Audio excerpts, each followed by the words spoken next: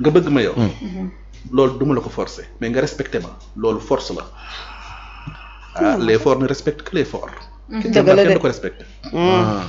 baax na jërëjëf. déet Poutine daa am lu tax ñu koy respecté nag. am na ci ñaar de. waaw amul téléphone. yow nappaatekat yi la woon rek. waaye am na lu mën a lu mën a jëlee àddina. nappoon nañu nag. dañ doon nappoon. militairement parlant. dañ doon 40% de son budget ci militaire lay dugg. Poutine rek waaw dina ko laaj président français ba dugg. 40%. te kii woon génn di ëpp. damay Poutine. Sarkozy xam na ko bu mu génnee nag. le président rek on a parlé de. ma ne ko di nga jaaxle kay. mais Omar. waaw loolu communication la waaw. dafa fekk si parce que ñaaray tax ñu ragal la. nga am maanaam réponse militaire bu tax ñu bàyyi la xel. wala diplomatie économique. ñuy bàyyi xel ci économie boobu noonu démb. le premier ministre Ousmane Sonko jàkkaarloog le secteur privé. am na ay poñ yu bëri juróom-ñaar yoo xam te ne sax Mamy Samb sànq ci revue des titres am mu ngi ciy ñëw. mais am kàddu gu mu rotal moom premier ministre Ousmane Sonko ne du lu ko neex du ko neex muy dégg ni un entrepreneur weer deena mënul fay ay salaire am ci biir ñi ko doon teewlu daf ci am kenn ku ci nekkoon. Birane Ndour lay wuyoo bu GFM. bu ko waxee ci contexte boo xam te ne xam nañ difficulté yi entreprise de presse yi di dund. rawatina ñoom ñu ko fësal démb ci seen une. xanaa dañ naan premier ministre kon tàmbaleel ci lijjanti jafe-jafe yi nga xamante ne moom la presse bi du dund wala da nga ci am beneen lecture ci waxam jooju. waaw xam nga le premier ministre bu leen ko fàtte c'est comme un père de famille. waaye. xam nga boo amee sa njaboot boo sañoon kenn du ci loof boo sañoon ñëpp lekk ba suur naan ba mandi am ay études et cetera. mën a faju donc de la même manière yow ni ngay doxalee ak sa njaboot. noonu le président de la république wala premier ministre di jëfandikoo di doxalee ak njabootam. njabootam mooy la population sénégalaise le sénégalais lambda njabootam mooy les ménages njabootam mooy les entreprises.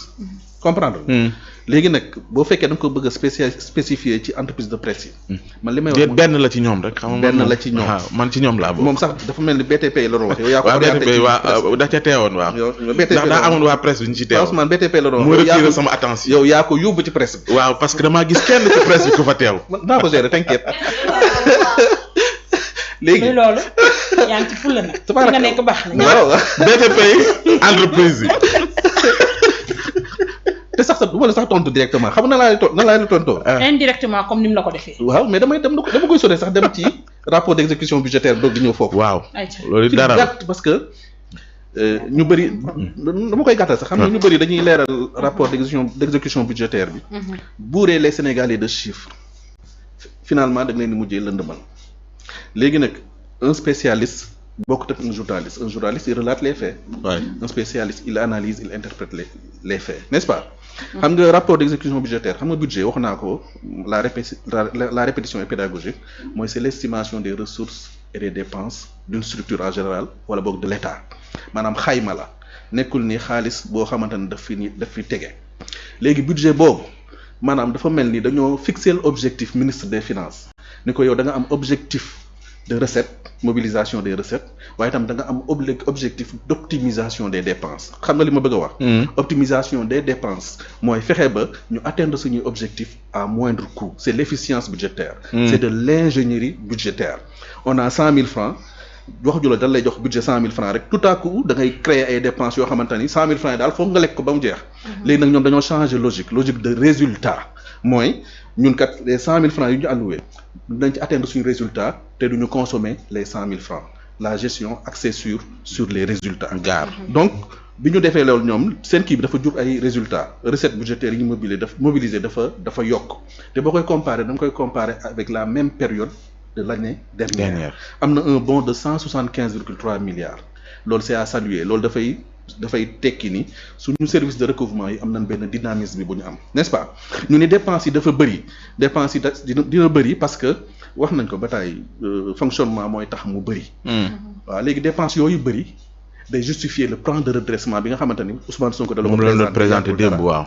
te démb it secteur privé bi ñoom la doon présenté maa ngi ci ñëw daf ni la pour redresser un état il faut élaguer les branches mortes mooy lépp loo xamante ni dépense la du inutile donc koy dindi donc te rapport bi T2 la woon xam nga janvier février mars avril non janvier février mars avril mai juin la woon donc T2 la woon T2 boobu bi ñuy présenter rapport bi c'était après donc day justifier le fait que ñu def plan de redressement pour ñu dañuy wàññi les dépenses de l'État yokk tamit assiette budgétaire bi pour yokk les recettes de l'État yaa ngi may dégg beneen bi mooy ñu ni investissement yi dafa ndaw ma ne d'accord naa investissement état bi luñ ko gën a minimiser mu gën a baax xam nga li tax parce que état dafa warul génne xaalis di investir dafa war a miser sur l'investissement direct étranger maanaam par exemple dama Sonko demee ci Erdogan du ni ko may ma 100 milliards bu ko mayee 100 milliards da koy dugal ci fonctionnement bi danaa ko waxal say entreprise ñu ñëw investir à hauteur de 300 milliards dans mon pays créer de l'emploi transfert de technologie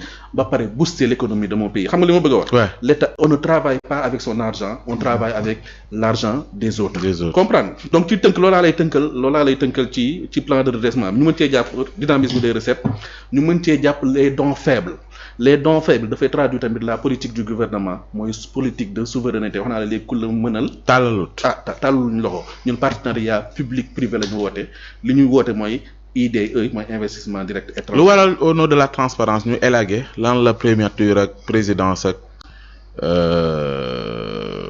président de l'Assemblée nationale di lekk ci budget bi. waaw dañ koy wàññi dañuy wàññi le budget de fonctionnement de l'Assemblée nationale ba pare dañuy ministères yi pour man dañ leen a war a compresser agence yi nga xamante ne dañoo bokk liggéey ñu boole leen. loolu la ñu annoncé sax loolu la ñu annoncé loolu mooy justifier plan de redressement bi ma la wax.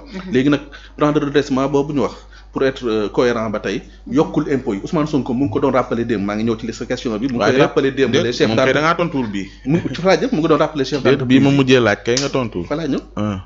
les chefs d'entreprise waxu leen ni leen damay yokk l'impôt yi daf ni leen man sama discours 10 ans avant mooy dama bëgg yokk assiette fiscale bi maanaam moins d'impôt ba pare yokk ñi nga xamante ne ñoom laay imposer donc wax ni même la dette bi ñuy wax moom la ñuy dundee c'est de la fiscalité différée effectivement parce que loolu nga koy fayee donc pour en revenir ci IGF pour man les médias ñoo war a am business model boo xamante ni daf leen a war a jural xaalis sans pour autant ñuy xaar état bi di leen subventionner waaw parce que cabinet médical mu ngi fi kenn subventionné wu ko mu ngi dox école yaa ngi fi parfois du leen subventionné am na budget de yeneen business yaa ngi fi c'est-à-dire yow Pa Ousmane bu fekkee ne yow yaa yor sans limite yow yaa waree créer business model boo xamante ni daf lay jural rentabilité état bi nag bu la jàppalee mu gën. noo ngi ci jëm de loolu ñu état di jàppale noo ko moom de xanaa.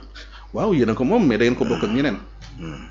donc bu ñëpp dee xaar état rek du dox logique bi ñu bëgg ñun Afrique doxee ko léegi logique bi ma bëgg man Sénégal yi doxee ko mooy man lan laay def pour jariñ sama réew waaye duma xaar dara lu jóge sama réew waaw Mamy Samb bi mu ko wax démb de moom PM waaw njaboot gee ko wër de secteur privé bi ci ñooñu ñëpp sunu mbokk yi it ña nga fa woon wax jooju mu wax neex naa dégg de waaye du tee dàqul jafe-jafe yi de dàqul jafe-jafe yi waaye moom jafe-jafe yi daf ko fay fekk ni jafe-jafe yi moom rek indiw ko fi nag jafe-jafe yi moom c'est la conséquence d'une mauvaise gestion ou ni ñu yoree woon réew mi 60 ans avant que moom il arrive il faut pas penser que moom tamit tu vois dafa am baguette magique day ñëw rek yëngal tout dox ça ne marche pas comme ça nag aussi tout est question de processus en fait problème bi question d'engagement la question de confiance la aussi et puis joxante cër la tamit parce que quoi qu'on puisse dire que secteur privé bi